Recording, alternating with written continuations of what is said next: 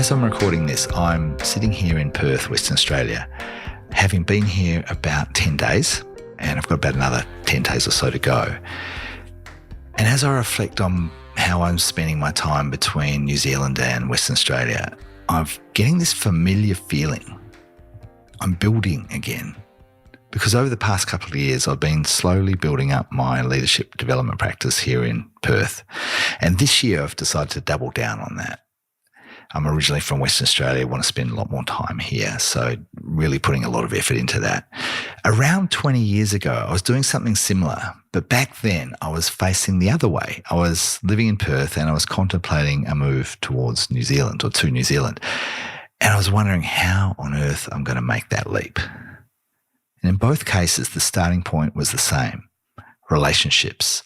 When I moved from Perth to New Zealand back in 2007, I knew just this handful of people in New Zealand, and it would comprise people I'd met in my travels around the world, people I'd developed solid, trusted relationships with, just good people. And that handful was enough to get me started. And from there, I grew slowly, deliberately, a network of relationships that opened doors, created new opportunities, and kept me focused and grounded. And some of those relationships are still active today. Others have faded, but each one played a part in helping me create the work I do now and live the life I do now. And it's the same today. Having lived away from Perth for nearly 2 decades, there's still a handful of people here who are my starting point.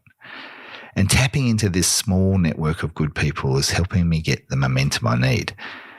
And here's the thing, with many leaders that I work with, I notice this aversion to this idea of building and leveraging networks. I'll ask, what's the point?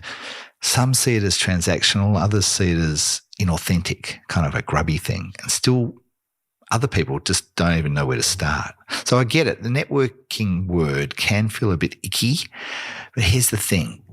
As you progress through your career, there comes this decision point. You can get serious about growing your network of relationships and therefore exponentially have more impact. Or you can stay at the level you're at.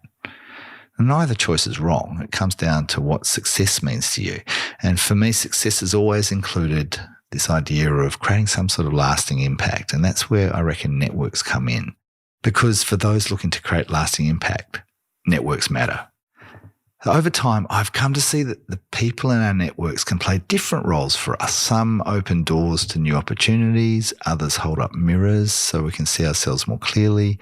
Some challenge us when we need it, those lovely people, and others can be our champions when we don't back ourselves. I've found that there's these 9 distinct roles people can play in our network. And having a balanced set of well-cultivated relationships across these 9 roles can really help you accelerate your progress and stay grounded while you do it. Let me give you an example of what I mean. So there's one of those 9 roles is called door opener. And this is a person or people who can connect you to opportunities you wouldn't otherwise have access to. A good example of that is Mike House. He's a fellow I just had on my podcast recently. Check out that episode out. He's been brilliant. He's someone who I've been talking to just about the West Australian market. He's lived here his entire career and he knows a lot of people. He's well known and he's helped me open some doors. He's made some introductions. We're going to be doing an event together and he's really helping me understand this landscape in ways that I couldn't have done on my own. Mike's a brilliant door opener. Another role is what I call critical friends. And a critical friend is someone who gives you that feedback you need to hear, not just what you want to hear. They hold you accountable and they'll really challenge your thinking. And they might be uncomfortable to be around, but they are so useful.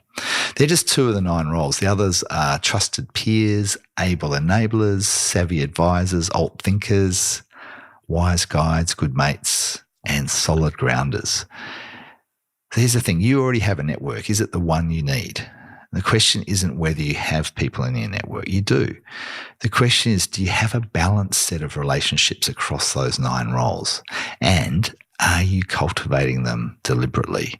I reckon most leaders don't, not because they don't want to, but because they've never really thought about it this way. If you're curious about the strength of your network, through the lens of those 9 roles. I've created this simple diagnostic tool. It's free. It takes about 10 minutes to complete. It's one of those tools that you just gets going, oh, I've never thought about the people that I know and how I could help them and how they could help me mutually. It's one of the most downloaded tools I've ever created because I reckon it gives people really useful insights about where to focus their energy when they think about the relationships they need and want to have. I'll put a link in the show notes so you can download that. There's instructions, there's a little video, there's the template, and have a play with it. So a question for you, what might become possible if you invested more deliberately in your own network? What doors might open? What impact might you create? I reckon these are questions worth sitting with, because whether you're building a practice in a new market like me, or creating change in your organisation, or stepping into a new chapter of your own leadership, you don't have to do it alone. The handful of people you trust can be enough to get you started. Go well.